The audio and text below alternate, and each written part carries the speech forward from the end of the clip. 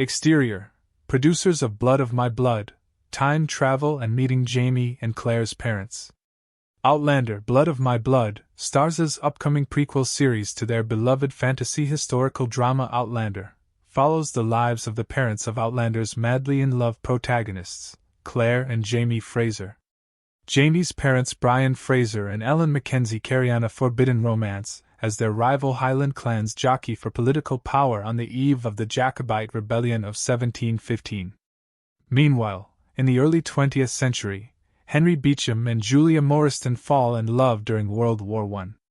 Henry returns to England deeply traumatized by his experience as a soldier in the British Army. They marry, have their daughter Claire, and are expecting another child when, while on a trip alone to the Scottish Highlands, they are in a car accident. Julia and then Henry each happen upon Craigh, the ancient stone circle that essentially serves as the time machine of the Outlander saga. Julia and Henry are separately sent back in time to 1714, where they each become caught up in the political machinations and violent rivalries of the Highland clans as an uprising looms. The respective paths of the Beauchamps will cross with those of Brian Fraser and Ellen MacKenzie, as all four protagonists eventually play their fateful parts to affect the course of Scottish history. If that sounds like one hell of a coincidence considering what happened to Claire, who grew up believing her parents died in that car accident, it's not. In our world, coincidences are known as fate and destiny. Showrunner/executive producer Matthew B. Roberts recently told IGN.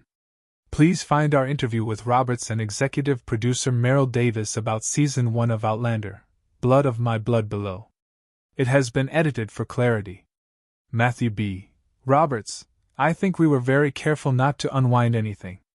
Just to add to. So we know Brian and Ellen meet in the books. We know that it's almost instantaneous, this love. So I think we play that pretty much exactly the way that's written. We just accordion out on that story. So instead of having it all take place rapid fire, we just play with it and stretch it out.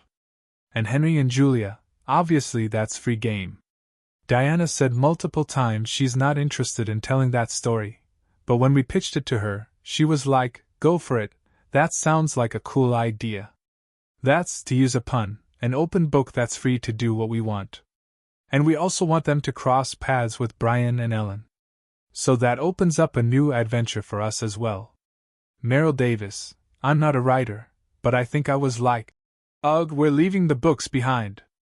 I thought it was a little stressful because I think I'm so used to relying on the books as a roadmap, but I have to say I was so pleasantly surprised that Matt and the writers have crafted this story that to me has just opened up this world.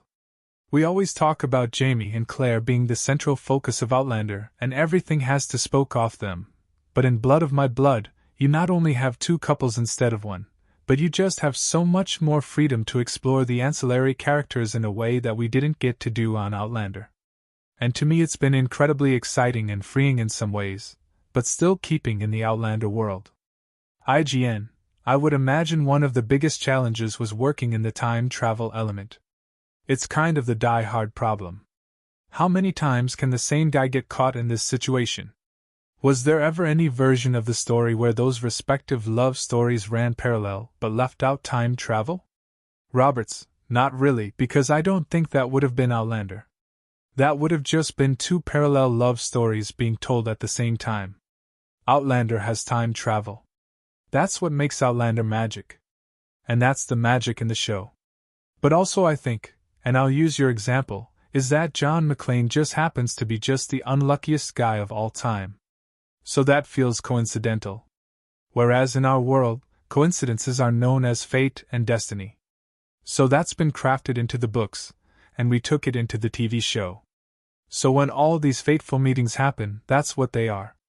They're designed by fate or destiny or whatever you want to call it. IGN, Ellen Fraser was already deceased by the time the original Outlander begins. Are you challenged by the fact that there is kind of a period at that end of the sentence but that we don't know when exactly? Is that an element of suspense you can play with? On the other hand, I don't think we really knew anything about Claire's parents. Roberts, no. They're mentioned in the book as they got in a car accident and died, and that's as much as we hear with Ellen.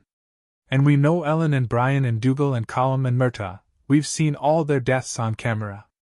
So we know when they die. But I don't think that hampers us at all because the way we tell stories both on Outlander and Blood of My Blood is the house story, not the if story. So when Jamie and Claire are up on the ramparts at Fort William and they jump off and they're escaping the Redcoats, we know they live. There's 5 other books at that point. So we know they live. It's how do they get out of that? How do they get to survive that? That's day 1 of Outlander. So the same thing applies on Blood of My Blood as we know when all these characters die. How do they live? How do they get to these places? How do they become the characters they become on Outlander? Roberts, I think the time dictates that quite a bit, is that the idea of what a man is in that time is very different. I don't know if it's very different. It's just very regimented, and what's expected, what's not expected, you have to carry on the line. You have to carry on the name. And with Ellen, she didn't have that burden.